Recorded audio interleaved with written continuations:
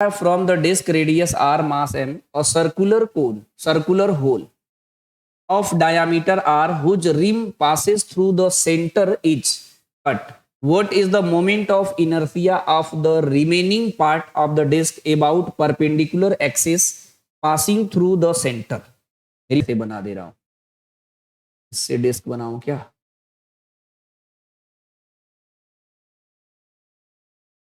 इसमें कोई colour fill कर लो, ज्यादा बेस्ट रहेगा। ये डिस्क है, ठीक है भैया, और यहां पर एक और डिस्क बनाना है।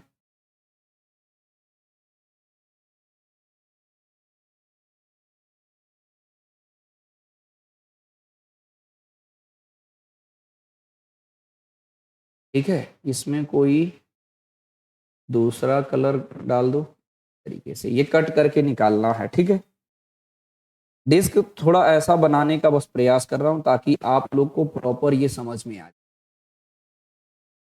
समझ गए क्या? इसका मोमेंट ऑफ इनर्शिया निकालना कब है? जब ये मास कट करके निकाल देंगे। मास कट करके ये वाला पार्ट को कट कर रहा है, समझे कि नहीं? और कट कर रहा है और उसकी रेडियस डायामीटर कितना ले रहा है? आर। तो रेडियस कितना हो जाएगा? ये इसका मान लो सेंटर है, तो इसका जो रेडियस होगा r/2 हो जाएगा, ध्यान रखे रहना। और इसकी रेडियस कितनी है? r। मेरी बात समझे?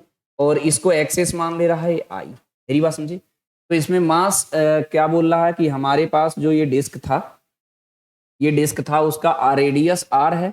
मोमेंट ऑफ इनर्शिया कितना निकालेंगे? I इक्वल टू होगा हमारा mr² डिवाइडेड बाई 2। बस ध्यान रखें। अब जितना मास इसमें से कट कर रहा है उसको हम यहां से निकाल देंगे। थोड़ी सी चीज समझनी है।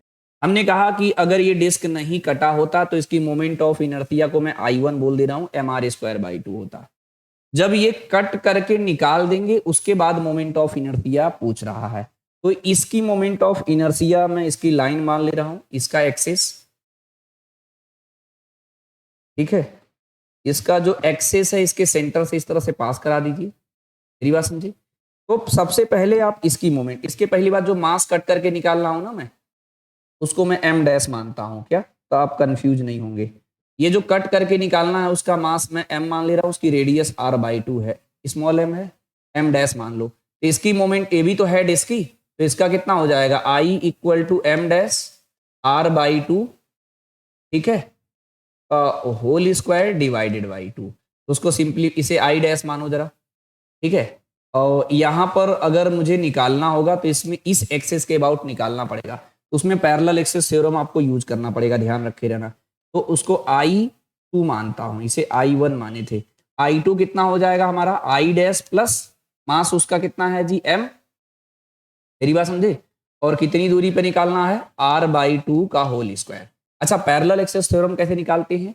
अगर इस लाइन की मोमेंट ऑफ इनर्शिया अगर आपको पता है, ठीक है, तो इस एक्सेस के अबाउट निकालना है, तो इसका moment of inertia plus mr² लगाते हैं, parallel axis theorem. Parallel axis theorem क्या है? दोबारा देख लो, यहां पर कोई भी चीज अगर है यहां, तो इसकी मोमेंट ऑफ इनर्शिया I आपको पता है, तो यहां के लिए निकालना है, इसे ICM शायद लिखे थे, इसके डिस्टेंस को r लिखिए। तो I इसके अबाउट अगर निकालना है, इस एक्सेस के अबाउट, तो ये था ICM प्लस मास किसका? इस पूरे बॉडी का मास, तो mr²। तो सेम चीज यहां पे कर रहा हूं, इसका मोमेंट ऑफ इनर्शिया को मैंने I डैश माना और ये निकाल भी लिया, लाइक एज ए डिस्क काम करेगा।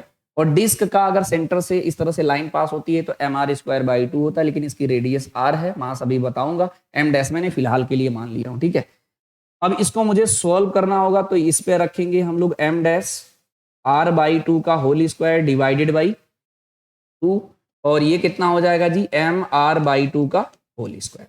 इसको अगर सिंप्लीफाई करना होगा, इसे m डैश मानो, m डैश माने हो, तो m डैश r/2 का स्क्वायर। इसे सिंप्लीफाई करोगे तो यहाँ 1/2 प्लस 1 आएगा। इसको सिंप्लीफाई करोगे तो ये कितना हो जाएगा जी? m डैश r²/4, और इसको ऐड करोगे तो कितना हो जाएगा? 3/2। मेरी बात समझे? तो ये कितना हो जाएगा? 3m dash r² divided by 8, 4 2 जा 8। अब रही बात m डैश, तो सर m डैश के बारे में कैसे समझना है? m डैश के बारे में ऐसे समझना है कि इसकी जो मास है, हमने कहा था जब 2D होगा तो एरिया के डायरेक्टली प्रोपोर्शनल कर देंगे, अगर 3D होगा तो वॉल्यूम के प्रोपोर्शनल कर देंगे। यानी ये जो डिस्क है हमारा, इसका बोल रहा है कि मास m है और रेडियस r है। ठीक है, तो इसका मास जो हम लोग निकालेंगे उसको मानेंगे हम पाई आर स्क्वायर। तो ये जो कट करके निकाल रहे हैं जिसका रेडियस r/2 निकल रहे हैं, तो इसका अगर एरिया निकालेंगे तो पाई r/2 का स्क्वायर होगा। मेरी बात से सहमत हो? तो इसको हम क्या बोलेंगे, पाई आर स्क्वायर डिवाइडेड बाई 4। मेरी बात से सहमत हो कि नहीं? r/2 का स्क्वायर, तो अगर m के टर्म में लिखना चाहेंगे तो ये m/4 होगा। अगर m के टर्म में लिखना चाहेंगे, क्योंकि m के टर्म में लिखना मजबूरी है, क्वेश्चन भी ध्यान देना है कि ऑलरेडी क्वेश्चन में m बोल दिया है और m के टर्म में आंसर दिया है।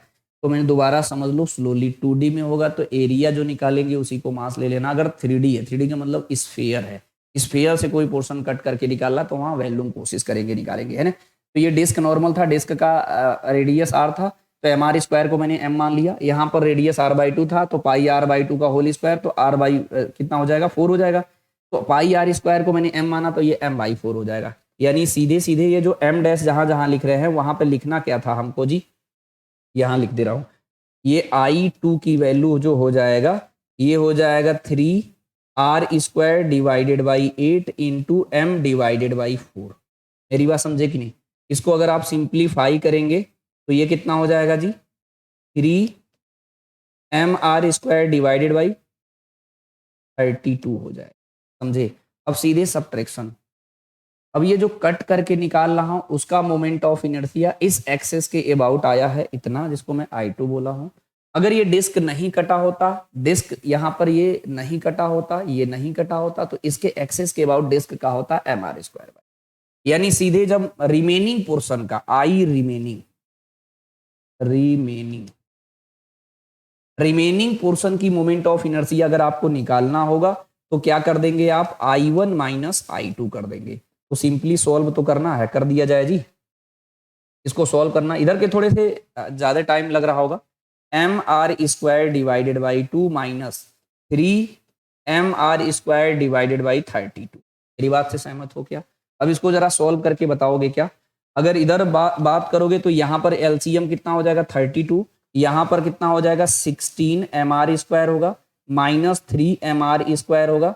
16 में से 3 सब्ट्रैक्ट करेंगे तो कितना हो जाएगा जी, 13 हो जाएगा। तो 13mr² डिवाइडेड बाई 32, कोई है ऑप्शन?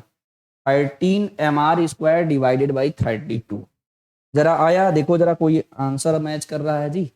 डी ऑप्शन है, 46 का डी ऑप्शन सही है, ये डी ऑप्शन करेक्ट आ रहा है।